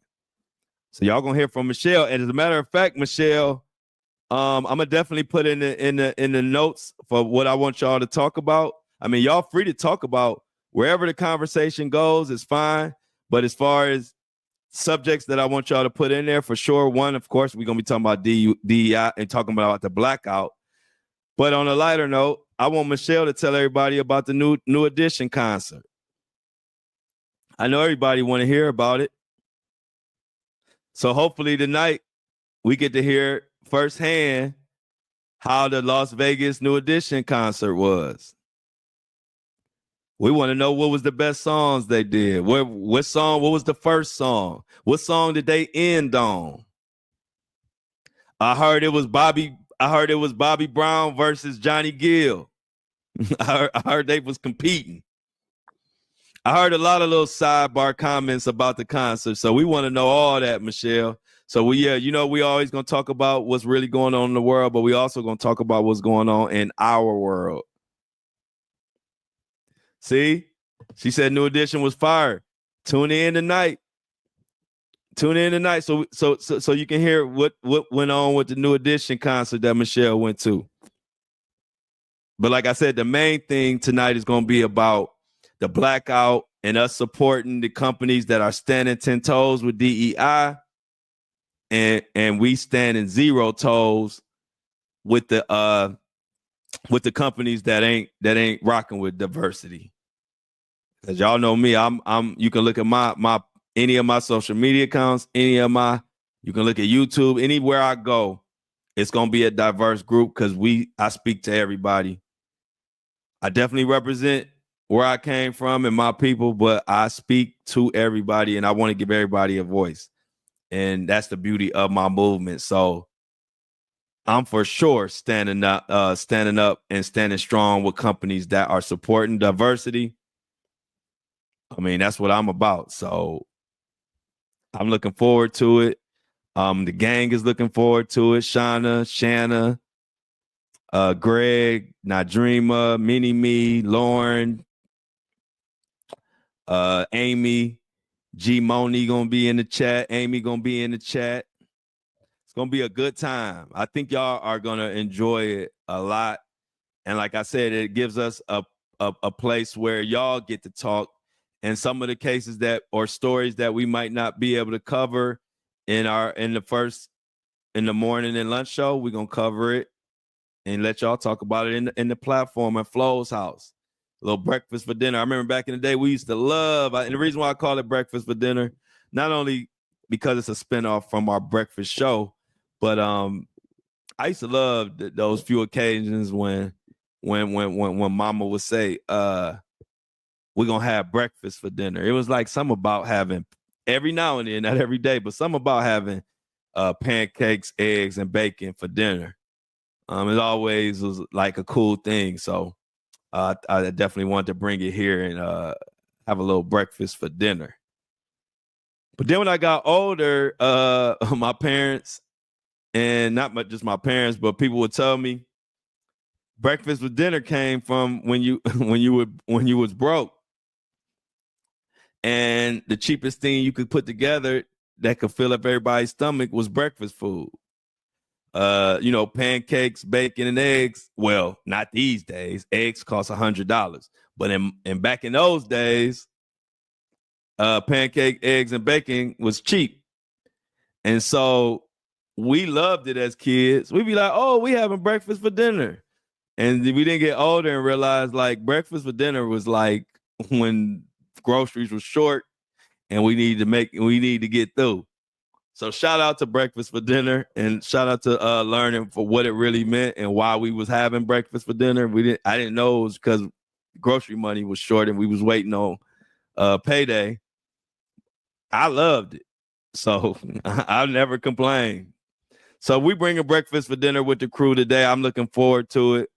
We're going to talk about the DEI. We're going to talk about the blackout and whatever else y'all want to talk about.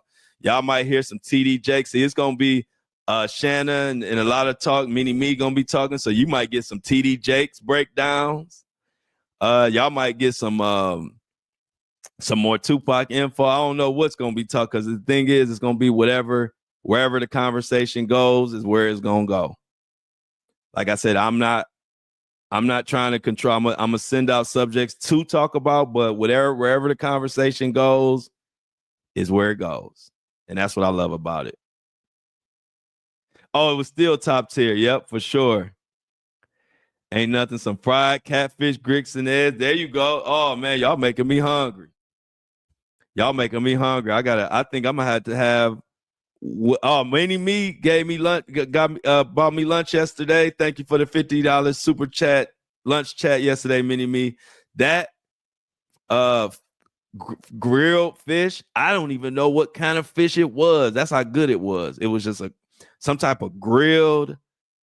They called it fire grilled fish, and then they had like rice with like corn in it a little bit, like a little bit of corn, but it was mostly like rice and vegetables, and like some garlic mashed potato. Oh my God, I might have to get that again.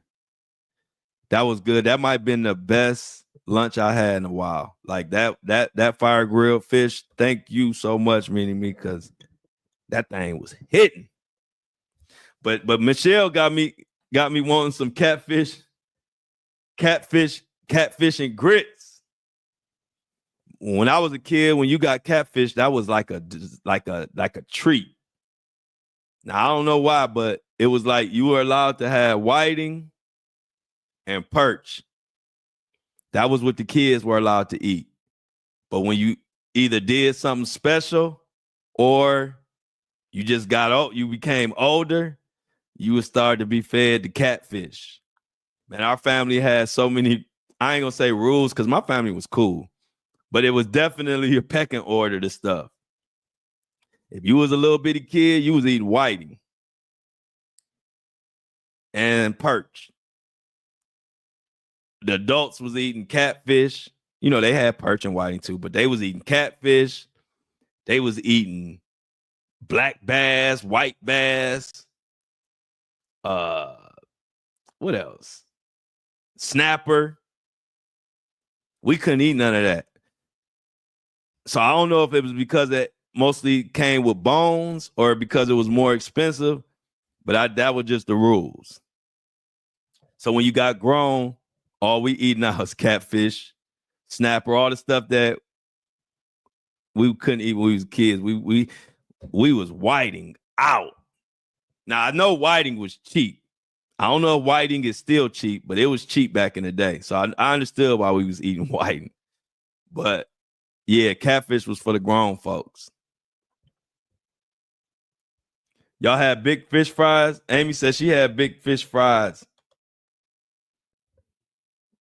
Under the big oak tree. Ain't nothing like a fish fry, is it, y'all? Oh, don't say, Michelle, stop it. Michelle, I'm gonna have to mute Michelle's comments making me too hungry. That is my favorite.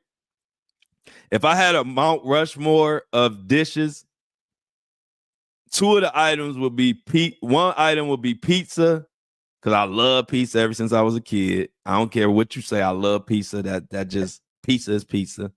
Salmon croquettes, Thanksgiving macaroni and cheese,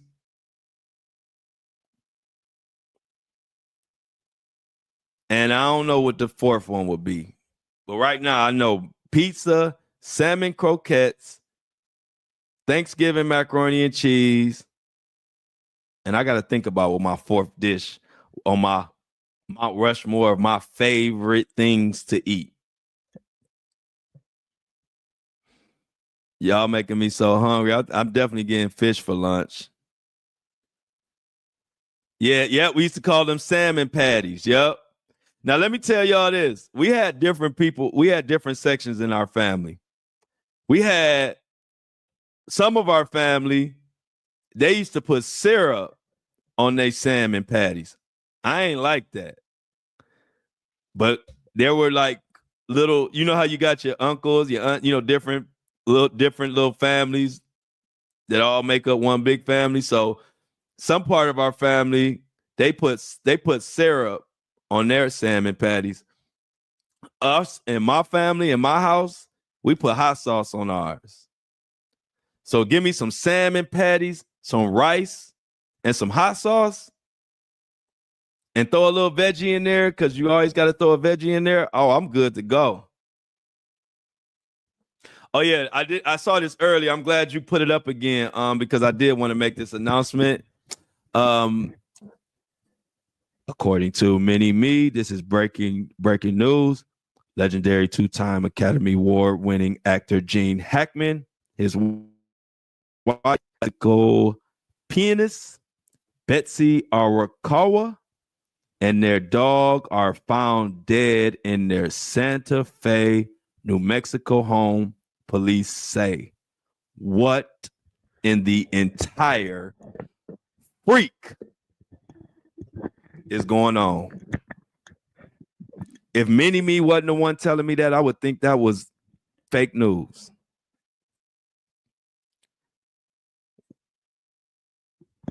Is that true?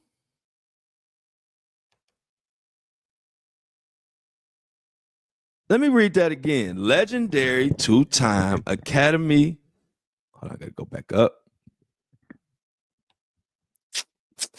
Legendary two-time Academy Award-winning actor Gene Hackman and his wife, Betsy, and their dog are found dead in their Santa Fe, New Mexico home.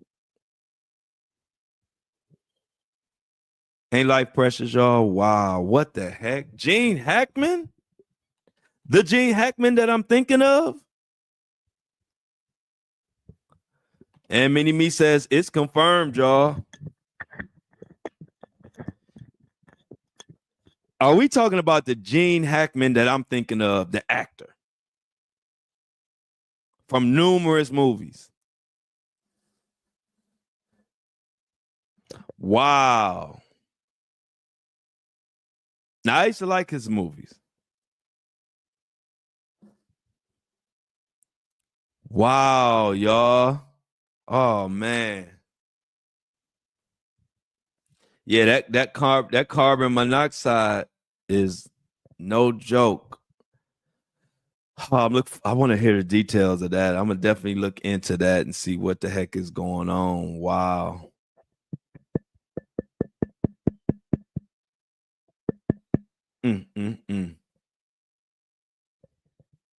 Yes, Hoosiers. You remember that, man? I don't know. Did you used to hoop? I was a hooper back in the day. Felix, was you a hooper? You know, if you was a hooper, they love that. Love those movies. But Greg was a hooper too back in the day. So I don't know if we got any other hoopers out there, but I was definitely dunking on people back in the day. Last time I dunked the ball was like 2 years ago. I wonder if I can still dunk. That's been like my measurement of if I'm still in good shape, is me being able to still be able to dunk. And I dunked like 2 years ago. I haven't tried since. So I'm anxious to see if I can still dunk. Okay, Michelle, you sent me an email. If you, I don't know if it's something that you could only send in an email, Michelle, but if you I will check the email, but just in the future, I probably would get it faster if you DM'd it on my Instagram or my Facebook, only because I check that more. But I'll check my email, my personal email, but I'll let you know when I get it. But just so everybody know, I will probably get a message quicker if you inbox me on Instagram or inbox me on Facebook, because I'm posting and doing stuff on there all the time, and so it pops up. My email, sometimes I go days without checking my email, which is not a good thing, but you know, it is what it is. Oh, you was 20 and your knee went bad? Wow. Wow. Yeah, it happens. My husband, 37. Hold on. What? Somebody tore their meniscus? Oh, we got some athletes in here. You said what? Hold on. Let me go back to that. I saw somebody say something about their husband can dunk or something. Let's see.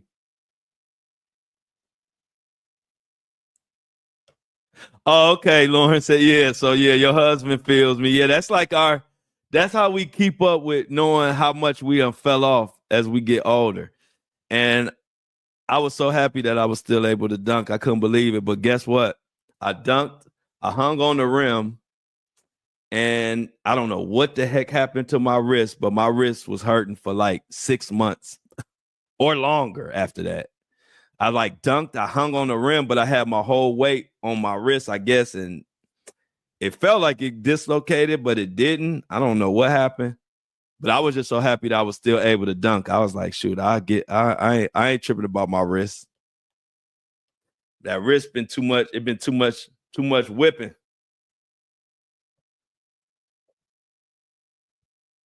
Yep, I could relate. Oh man, ain't nothing feeling of still being able to get up there and touch that rim or dunk. Like I said, I'm still dunking. I gotta confirm as soon as I get next to a 10-foot hoop, I'm gonna try again. I'll let y'all know. I might even record it. I don't know. It's been 2 years, and that last time I dunked, I was like I was barely up there. So I don't know. I might not. My dunking days might be over, but I'll let y'all know. But I'm looking forward to the I'm looking forward to the panel tonight, y'all. So please, I need y'all mini me. Okay, cool. You just DM me my email on Instagram. Okay. Let me go check it. You DM me on Instagram, Michelle. Let me go to it real quick and make sure I got it. And my phone dying. Okay, Michelle. So you email, okay, your email so you can get the stuff. All right, thanks, Michelle. Thank you. I got it now. So Michelle, I'm gonna make sure you get the link. And anybody else, I send the flow the email, IG. Yeah, okay. And Mini-Me, if you email me, anybody send me the email. And also, Shauna, you got some type of direct. I don't know how you and Shanna been talking. I think DMing or whatever, but you can help also.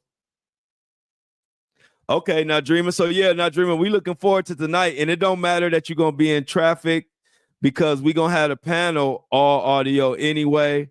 So anybody got to worry about, Kobe One Shinobi said his dreads ain't looking right. You gonna be driving. And so we just gonna keep it audio anyway, because I want it where people just talking. Because when you just talking, you don't got to worry about how you looking, how your hair is. If you're driving, if you're working, you'll be able to be on there. So I just want to make it audio. Like I said, kind of like Clubhouse, but it's Flo's house. Got it? So yeah, everybody who's going to be a part of it should be signed up by the end of our lunch show. So I need y'all to help me because y'all know who needs what. So y'all can help out, like Mini-Me, Shauna, Shanna.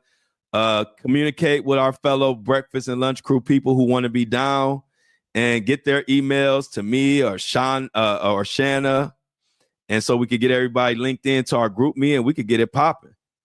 Looking forward to everybody. Anybody on Facebook, I appreciate you for joining us. We will be back at noon Eastern Standard Time today. And for our first Flo's House Breakfast for Dinner panel, the Flo Show No Filter panel, tonight at 6 p.m. Eastern, we're going to be talking about the DEI stuff and the blackout and what companies to rock with and what companies not to rock with. As always, y'all, I'm about to figure out. Yeah, sign me up, please. Can you help everybody in the chat? Melody wants to be involved, and Melody has a lot of good info too. So Melody, let's see. I don't know if Melody, do you follow me on Instagram?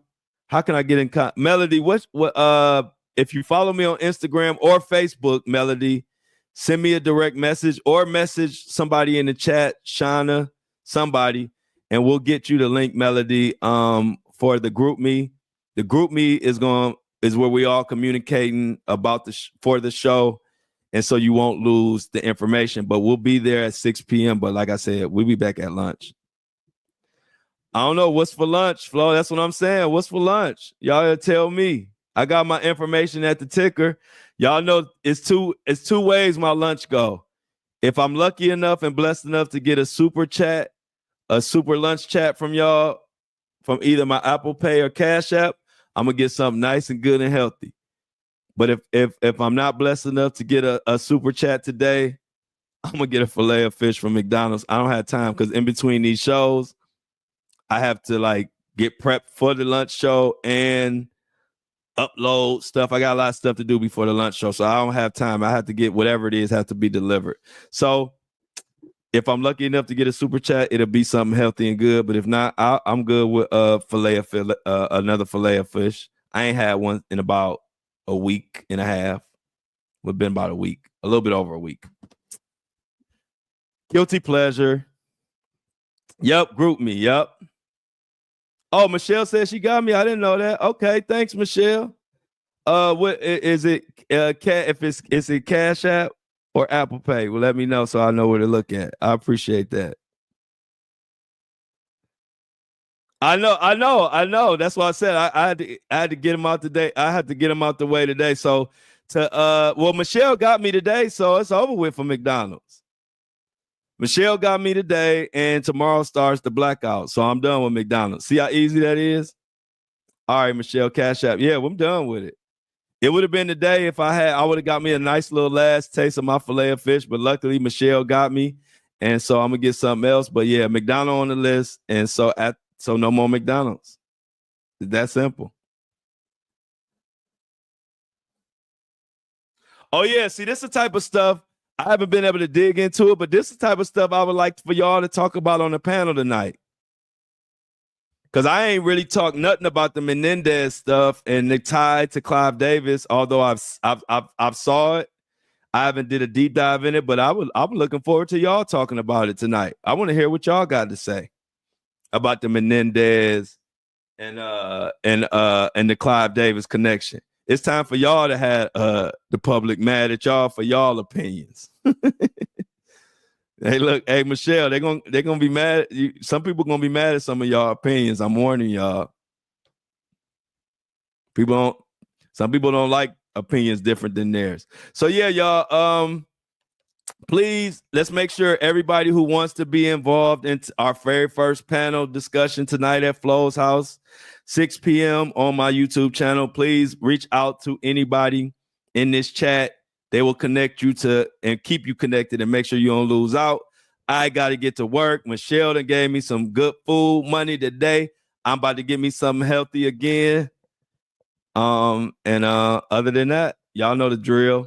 See y'all at lunch. Let's get some of those. Let's make sure we like and share this live when we get out. And once this live closes, please come back to the live and fill up those comments in the comment section after the live closes. So come on, let's get the we outs. I'm gonna hit the music for us a little bit on our way out.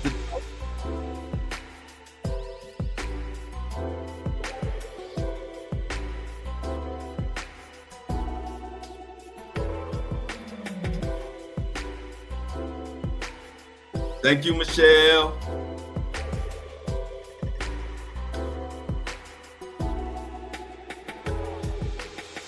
I'm out. Thanks, Michelle. Have a great day, y'all.